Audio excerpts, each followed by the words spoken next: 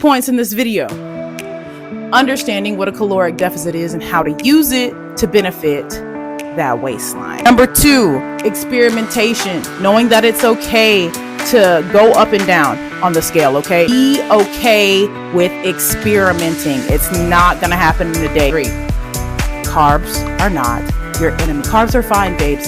What you need to focus on is that fiber, knowing that fiber and protein are friend twins. They got to be locked in order for you to see some more beneficial results. Everybody talk about protein, nobody talk about digestion. You need good, bulky poo-poos. The obvious one. Water intake, I like to go by the rule, however many pounds, we have around 180 ounces of water a day, if not a little bit more. I say water intake before I say creatine because you have to have that before you start taking the supplement, so that the creatine can come into your body and do its job because you're already doing yours. Before we even get into anything, hi, my name is Yoshi. I'm a certified personal trainer and a nutritionist. And if you're here, you're probably already one of my students or one of my one-on-one clients. If you're not, welcome, because you know over here, you are royalty, okay? This is Royal Palace Athletics. So you are a king, a queen, a non-binary monarch, okay? Your grace is gender neutral. Let's rock. Now, if we're focusing specifically on getting shreddy for summer, now granted, look at me. It wiggled, okay? This is not rock solid abdominal body fat on me. I'm very much still a real person. Am I working on visible abs? Name me one trainer that's not.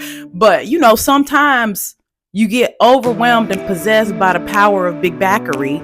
That's why I'm making this video, so that you ain't overwhelmed by the power of some big backery. First thing, when we're talking about the topic of nutrition, in order to lose weight, because a lot of people, that is your primary goal, you do want to lose weight. Come on, that's what shredding is. Getting shreddy for summer, we're shredding off weight. We're trying to look hot, super chiseled, sexy Greek god status. What you need to understand is a caloric deficit. Basically, a caloric deficit is consuming less calories than your standard. So if you eat 2,000 calories a day, that's like the average American adult per day, and you go down to 1,800, you are in a caloric deficit. So you're probably trying to achieve slimmer, leaner, more toned, if you will. Trainers hate the word toned. Stop saying toned in 2025, y'all.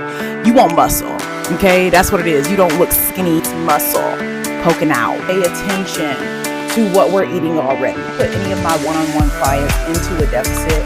With first month, I'm just making sure that they're tracking their food on a tracking app. Like, I think Apple has a calorie tracking app, MyFitnessPal. Look, there's AI ones. There's a load of them that you guys can choose from, okay? So it doesn't have to be specific as long as it's calorically accurate, right? I recommend MyFitnessPal. It's really simple to navigate for the most part. You can add your own recipes and stuff in, and when I'm on a serious cut, when I'm on a caloric deficit, I need to track my baseline calories first to decide how deep of a deficit that I'm going into. Before you do decide, yes ma'am, I'm ready, I'm gonna hop on that caloric deficit, you can go online to a couple of different calculators for you. I like to use tdeecalculator.net.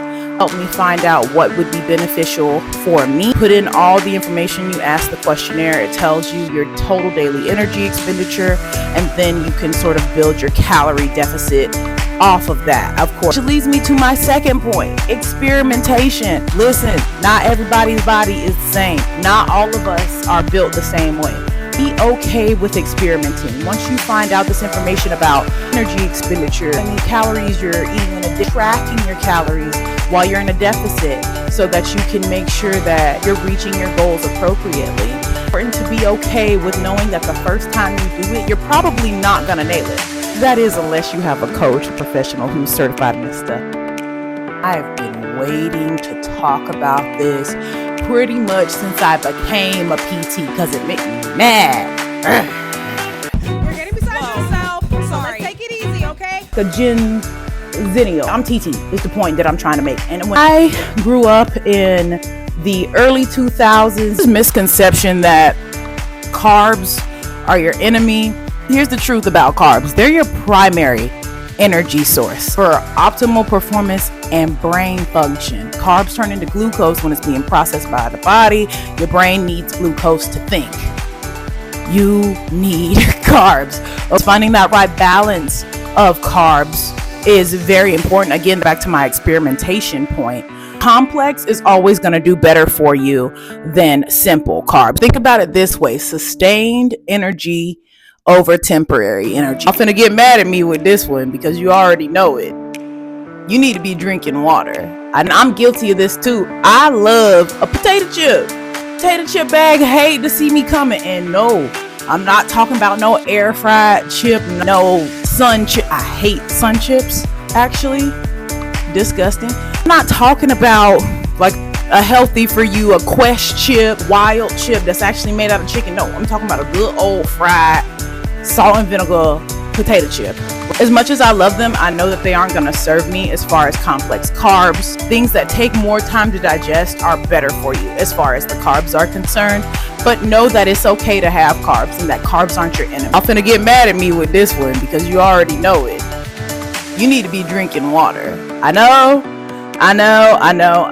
Obviously, we need water to stay hydrated, but what does that hydration really do? It's going to regulate your body temperature, especially during physical activity. And we live in Florida, y'all. It's hot. The sun's going to dry us out anyway, like SpongeBob and Patrick in the movie. Crusty as hell. It's important for us to prevent that crustiness by hydration. My water intake, I weighed in this morning at 202. By the end of my 100-day challenge, I would like to be sitting around like 180, because like we're cute, but 180 would look good on me. Anyway, I'm trying to drink around 180 ounces of water a day. I'm trying to reach a Q180. That's about 1.4 gallons of water a day. This one is, y'all don't ever see me with this water bottle because she is so obnoxious. Oh my God, like girl, shut up. Something cute to drink out of. I need a little insulated cup with a straw, something like this. Biggest thing with fiber is like its synergy with protein to help you get that snatched waist and debigify your back. Most adults up to the age of 50, the average fiber intake could be around 25 grams a day. Most Americans only eat about 15 to 16 grams a day. So all of us could use about 10 to 15 more grams of fiber, generally speaking. But having enough fiber alongside your protein, trust and believe, I've seen, better results when I'm focused on my fiber intake as well as my protein. Not saying go out and buy a fiber supplement. If you want to, absolutely. Like, I love that for you. I'm gonna go the more natural fruits, different vegetables. I'll leave a list over here. For the last section of this video, if you watched this far, thank you so much. If you don't already, go ahead and subscribe to my channel. Bookie, what you doing? You royalty over here. This is the royal palace, okay? We got the monarchs, we got the kings, we got the queens, and we treat each other like royalty. So, go ahead and subscribe. This is the bag that's going to be going in the gym bag of one of the people in Classic Crunch. Not sponsored by nobody unless you want to sponsor your girl. Hey. We got micronized creatine monohydrate. Creatine is going to pull water into your muscle cells, okay? That's number one. Step 2 involves something called ATP, adenosine triphosphate. Now, I'm going to try to keep this as non-science-y as possible. So basically, your ATP in your body is energy currency, and it helps transmit neurological impulses, and it helps with muscle contraction so that you can lift heavy and recover fast. What happens is around maybe 2 weeks after taking about 5 grams creatine a day, which is the usual supplement recommendation, increase in your metabolism. And with that metabolism increase, more fat loss, okay? And that's not going to be fat loss because you're lifting heavier or doing more in the gym. It's going to be more loss at rest. Highly studied supplement in the fitness realm. Key points in this video: understanding what a caloric deficit is and how to use it to benefit that waistline. Number 2, experimentation. Knowing that it's okay to go up and down on the scale, okay? Be okay with experimenting. It's not gonna happen in a day. 3, carbs are not your enemy. Carbs are fine, babes. What you need to focus on is that fiber. Knowing that fiber and protein are friend twins. They got to be locked in order for you to see some more beneficial results. Everybody talk about protein, nobody talk about digestion. You need good, bulky pickles. The obvious one. Water intake, I like to go by the rule, however many pounds, we have around 180 ounces of water a day, if not a little bit more creatine. So I say water intake before I say creatine because you have to have that before you start taking the supplement.